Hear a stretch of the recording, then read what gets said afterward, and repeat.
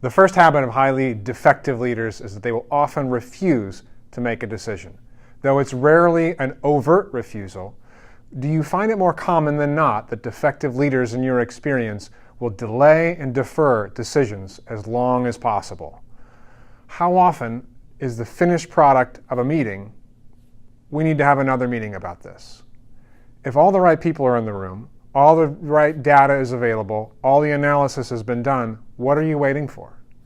Frequently, we find these kinds of decision deferrals associated with thorny personnel issues. We get it. Obvious solutions are easy, and they would have been made already. Difficult decisions are by their very nature difficult. Making the hard call goes with the mantle of leadership.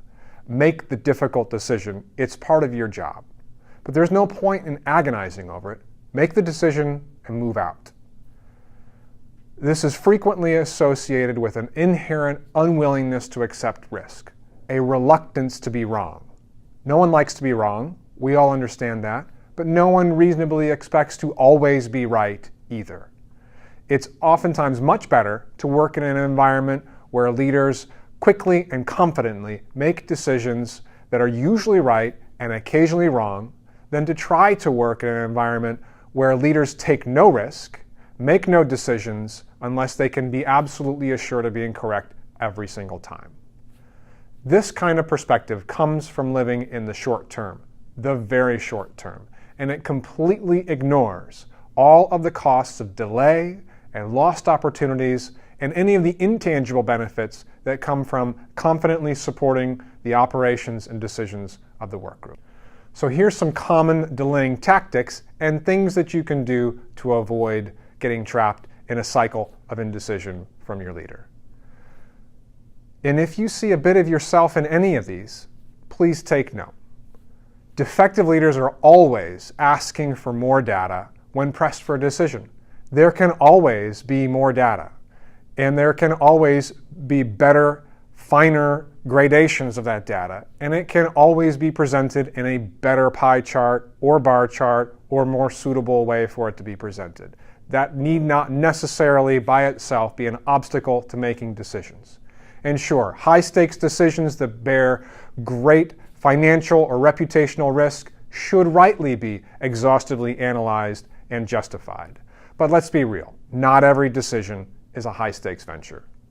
A way to contain the oftentimes never-ending search for the perfect amount of data is to just straight up ask if the context or understanding that this new data would provide will be the difference between a decision and not a decision. And you can then follow up with adequate questions that narrow in that band. If the answer is yes, great. You have at least got one decision closer to the final decision. And if not, you can refine the data to accurately capture what it is that your leader is looking for. Another manifestation of indecision is not even answering email that asks for a decision, or even worse, answering a question for a decision with another question. Every leader intuitively understands that asking questions will delay everything just a little more, while rarely providing the additional insight that time will take to furnish it. An excellent way to handle a situation like this is to use the concept of tacit approval.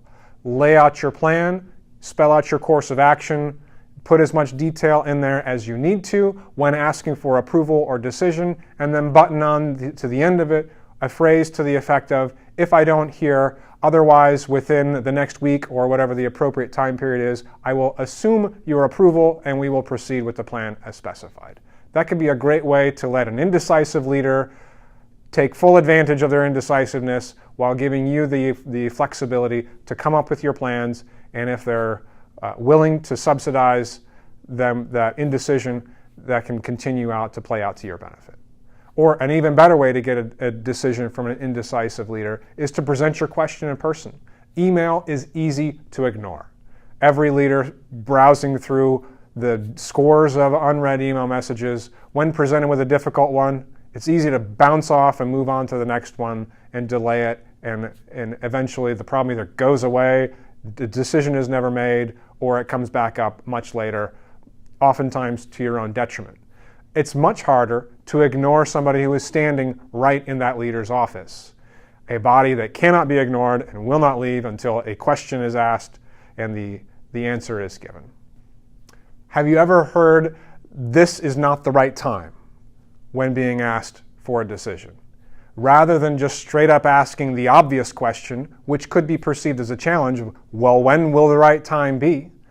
Go ahead and suggest an appropriate interval of time to revisit the situation, take proactive measures, and set the meeting up for the leader to revisit the situation and find the right time.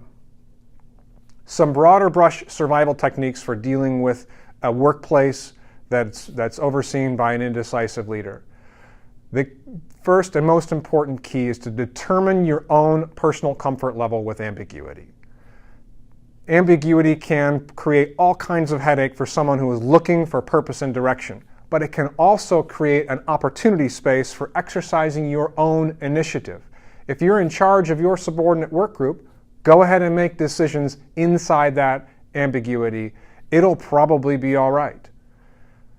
You can also create an artificial sense of urgency by using externally imposed deadlines where possible. Go ahead and put something on the agenda for an advisory council or an external citizens committee or whatever external resource is available to you.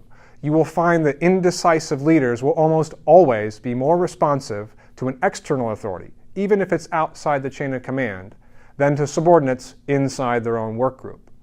Even a modicum of external accountability can provide motivation to even the most indecisive leaders.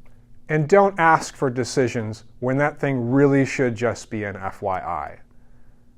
You have a job to do, and you don't need to ask your boss's permission to do it. Know your job description and know what it is that you have authority over, both informally and formally. And too many junior leaders seek approval for work that they should automatically be doing anyway, when it really could just be a courtesy notice, more of a heads up to the boss. Lastly, recognize that perhaps not everything absolutely requires a decision. Not everything necessarily needs to be standardized. Fair, it does not necessarily mean everything needs to be equal. Standards and norms will necessarily vary from work group to work group based on a variety of factors, depending on what's important to those team members and their experiences in the history of their workplace. A leader that refuses to make a decision can be one of the most frustrating experiences in the workplace. And if you saw any of yourself in any of these examples, take note of what you're doing to your team and fix it. Short of changing out jobs, we rarely have the choice of who our boss is and what kind of leadership style they will exhibit in the workplace. If your leader is indecisive, there are ways to manage that. Not just with techniques to secure faster decisions, but also to broaden your own understanding of your role in the workplace. We're all in this together. Let's make the most of it.